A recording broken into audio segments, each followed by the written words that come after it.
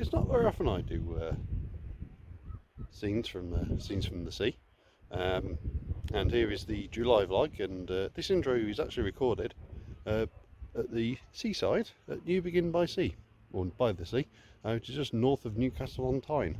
For those interested, so there indeed is the sea. Here, there's some shells, and here's the rest of the video.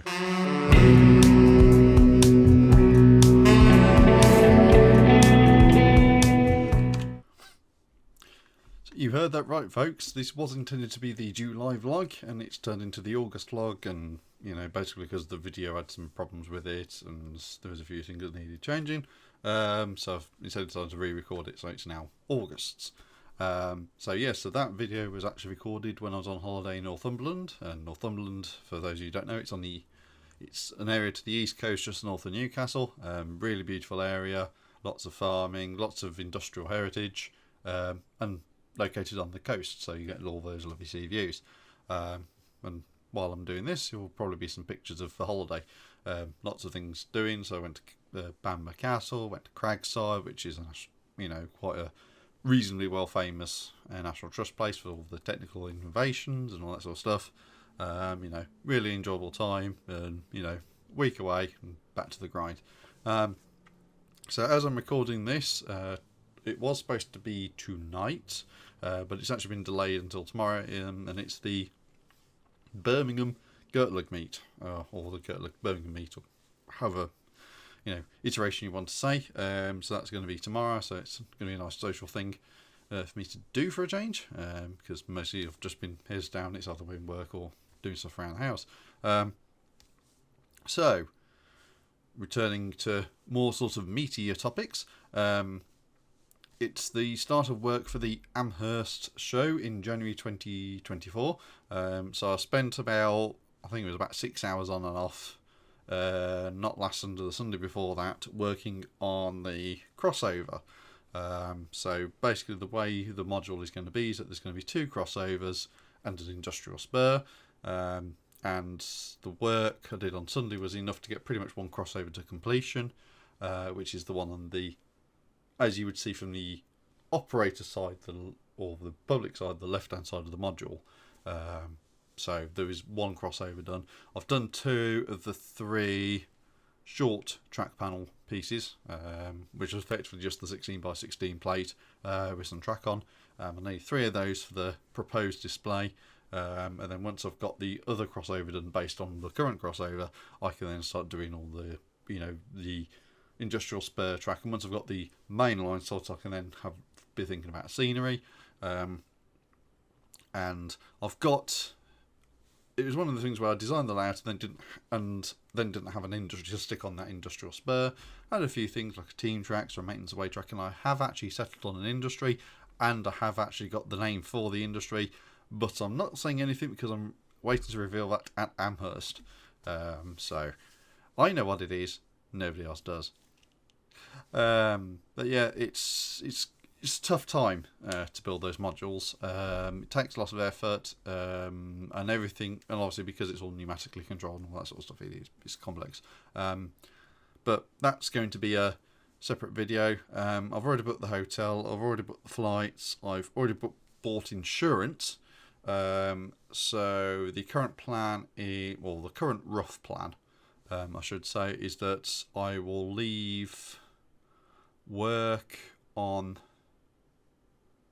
the Tuesday, I think it is. Leave work on the Tuesday, travel down south, stay in a hotel next to Heathrow Airport, fly out early on the Wednesday. So I think the flight leaves Heathrow at about 9:15 in the morning, gets to JFK for about 12:30.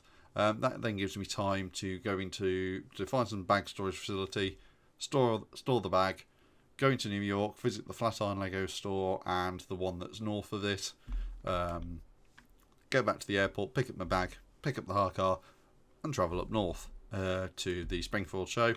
And then obviously there's all the stuff for that sort of time frame. And then the journey back, should be packing up the show.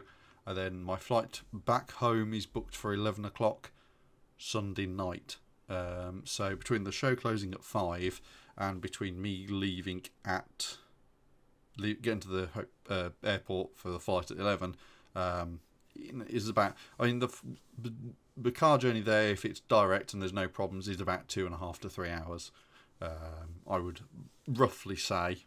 So by the time we finish at 6, say we show things at 5, everyone's packed up, or I can flee, if you like, the venue at about 6. That takes me until about 9. I've already got priority checking for Virgin, so that then takes care of that, and hopefully there shouldn't be many people at that sort of time anyway. So yeah, all good fun. The other thing that's supposed to be coming up, and it's something I really need to do some more work on, is content for the channel. One of which being the design of the New York Harbour Railroad display, or the American Dream layout, and there's a plan on my website. So for those of you who, I may have mentioned it if not, but I do have a website called mrworks.com. I do need to do some work on it. It's not exactly out of date. It's more like I haven't had time to put stuff on there and edit what's on there, because there's stuff like the stock lists, and the stock lists was originally going to be one huge page, and it's now been split into I think it's locos, cabooses, and maintenance away, passenger cars, freight cars, and I think there's a separate page for road vehicles. So, and there's another one again for the British stuff. So yeah, it's just neatly splitting everything up into little modules. And the reason I've redesigned the display has been the launch of the FX Bricks turnouts, or the launch of the pre-order for the FX Bricks turnouts, and the FX Bricks turnouts, on the news article that was published when the pre-orders were opened, indicated that they would be shipping towards the end of August. So we should actually be finding out when they're starting to be shipped. And for those of you who didn't check the post back in June when I ordered mine, I've ordered 2 right packs, 2 left packs, a mix pack, and the adapter pack. So which means I should have 5 of each turnout. That's not enough to complete the layout, but it is enough to get a good chunk of it done. And because I've obviously changed everything around, and I keep changing things around, which I'll go into the video, that won't be enough, but it's about, I think it's about 60 to 75% of the turnouts, give or take. And obviously I've then got other stuff to work on to get other stuff complete. Because obviously not all the track on that display is 9 volt. So a good chunk of it is, but not everything. And the last thing I've got on my notes is the maintenance away cars. So what I've been working on is a maintenance away fleet. As always, squirrel syndrome, there's something else to do. I've been working on maintenance away fleet. So these have 3D printed truck sides, the 3D printed Deveri truck sides, I should say. Those are, or one version of them at least, I don't know, my version that I use isn't, because those were kind of a special order, but they might be being made public. They're actually available via Lifelight, I believe. I will get a link in the description if you're interested in getting some.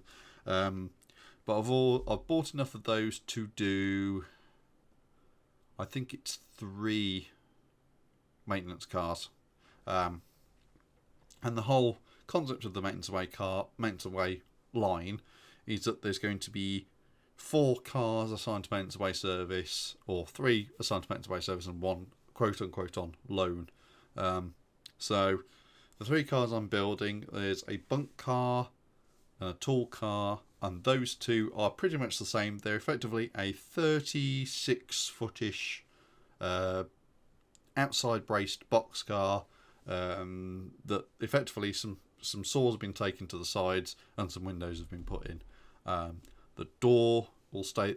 I'm anticipating the door will stay the same. I might change the doors, certainly on the bunk car, to just a standard, sort of like maybe a double door, standard domestic door sort of thing, rather than just a sliding door, for obvious reasons. But then, in addition to those 2 converted box cars, there's actually a flat car as well, and the flat car has a little miniature crane on it to lift stuff on and off a flat car, and there's some tool storage things, and there's some crates, and there's some supplies and all that sort of stuff for stuff that's required to do maintenance on the railroad. And in addition to that, last year's Secret Santa, I got a New Haven line car for doing maintenance on the overhead power lines, and the catenary and that sort of stuff. So that neatly dovetails into the other 3 cars to make a complete maintenance train of stuff for general maintenance, general checkups and that sort of stuff. So there's obviously the tool car, which will have all the tools and is a miniature workshop for stuff on the road. They've got the bunk car for staying in overnight. There's a flat car for supplies and cranes and that sort of stuff. And then there's also the line car, which can be added in or as required to do maintenance on the overhead way.